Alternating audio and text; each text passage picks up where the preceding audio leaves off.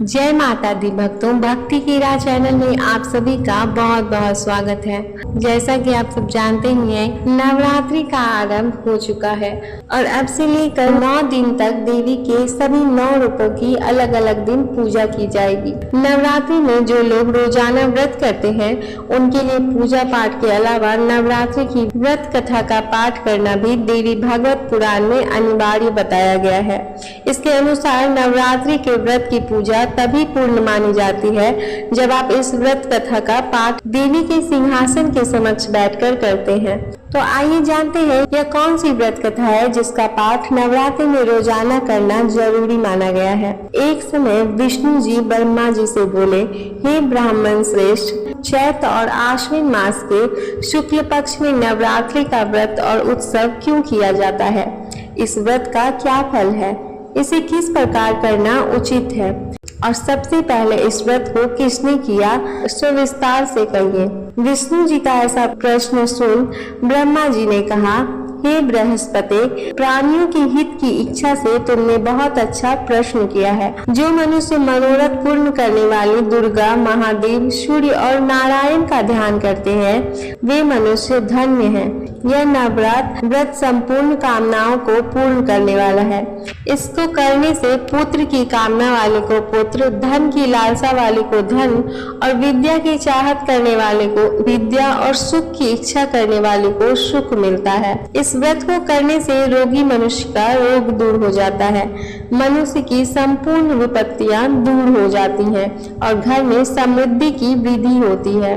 बांध्या को पुत्र प्राप्त होता है और समस्त पापों से छुटकारा मिल जाता है और मन का मनोरथ सिद्ध हो जाता है। जो मनुष्य इस नवरात्र व्रत को नहीं मानता है, इस नवरात्र व्रत के दौरान लहसुन, प्याज, मांस, मदिरा आदि का सेवन करता है, वो अनेक दुखों को भोगता है और कष्ट व रोग से पीड़ित हो अंगहीनता को प्राप्त होता है। उसकी संतान नहीं होती और वह धन्य धान्य से रहित हो जाता है। जो सधवा स्त्री इस व्रत को नहीं करती है वह पति सुख से वंचित हो नाना प्रकार के दुखों को भोगती है। यदि यह व्रत करने वाला मनुष्य सारे दिन का उपवास ना कर सके तो एक समय भोजन करे, बांधवों सहित नवरात्र व्रत की कथा का श्रवण करें।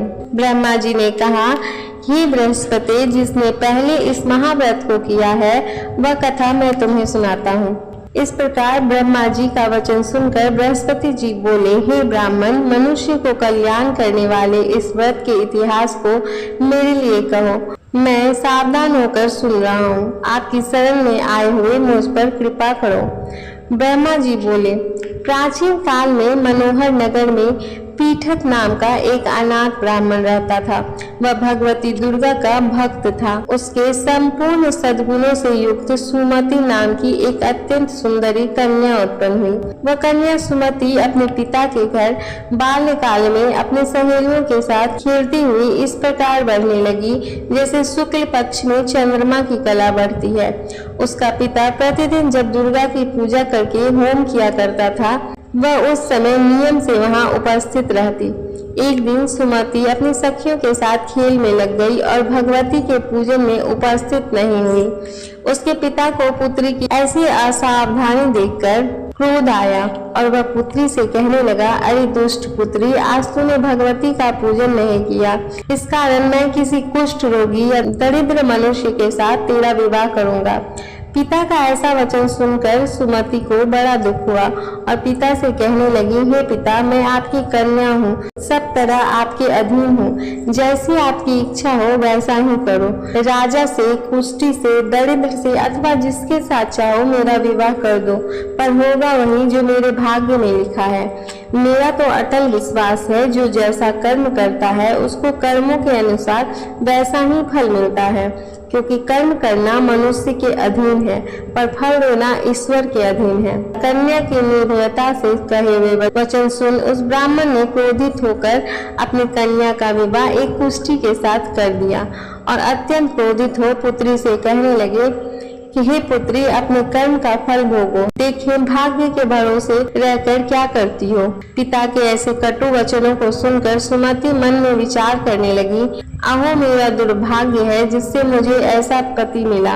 इस तरह अपने दुख का विचार करते हुए वह कन्या अपने पति के साथ वन में चली गई और डरावनी कुशायुक्त उस निर्जन वन में उन्होंने वह रात बड़े कष्ट से व्यतीत की। उस गरीब बालिका की ऐसी दशा देखकर देवी भगवती उसके पूर्व पुण्य के प्रभाव से प्रकट हो सुमति से कहा, हे दीन ब्राह्मणी, मैं तुझसे प्रसन्न हूँ, तुम जो चाहो सो वरदान मांग सकती हो। भगवती दुर्गा का यह वचन सुनकर ब्राह्मणी ने कहा कि आप कौन हैं? ब्राह्मणी का ऐसा वचन सुन देवी ने कहा कि मैं आदि शक्ति भगवती हूँ और मैं ब्रह्म विद्या व सरस्वती हूँ। प्रसन्न होने पर मैं प्राणियों का दुख दूर कर उनको सुख प्रदान करती हूँ। हे ब्राह्मणी, मैं तुझ पर तेरे पूर्व जन्म के पुण्य के प्रभाव से प्रसन्न हूँ। तुम्हारे पूर्व जन्म का वृतांत सुनाती हूँ, तुम सुनो। तो पूर्व जन्म में निषाद की स्त्री थी और बहुत ही पतिव्रता थी। एक दिन तेरे पति निषाद ने चोरी की और चोरी करने के कारण तुम दोनों को सिपाहियों ने पकड़ लिया और ले जाकर जेल खाने में कैद कर दिया। उन लोगों ने तुझको और तेरे पति को भोजन भी नहीं दिया। इस प्रकार नवरात्र के दिनों में तुमने न कुछ खाया और न ही जल पिया। इस प्रकार 9 दिनों तक नवरात्र का व्रत हो गया। हे ब्राह्मणी, उन दिनों में जो व्रत उस व्रत के प्रभाव से प्रसन्न होकर मैं तुझे मनोवांछित वर देती हूँ। तुम्हारी जो इच्छा हो सो मांगो। इस प्रकार दुर्गा के वचन सुनकर ब्राह्मणी बोली, अगर आप मुझ पर प्रसन्न हैं तो हे माँ दुर्गे, मैं आपको प्रणाम करती हूँ। आप कृपा करके मेरे पति का कोढ़ दूर करो। देवी ने कहा, उन दिनों तुमने जो व्रत किया था उस व्रत का एक दिन का पुण्य पति को कोढ़ दूर करने के लिए अर्पण करो। उस पुण्य के प्रभाव से तेरा पति कोढ़ से मुक्त हो जाएगा। ब्रह्मा जी बोले। इस प्रकार देवी के वचन सुनकर वह ब्राह्मणी बहुत ही प्रसन्न हुई और पति को निरोग करने की इच्छा से जब उसने ठीक है ऐसा वचन कहा, तब उसके पति का शरीर भगवती दुर्गा की कृपा से कुष्ठ रोग से रहित हो गया और अति कांतिवान हो गया। वह ब्राह्मणी पति की मनोहर देह को देखकर देवी की स्तुति करने लगी।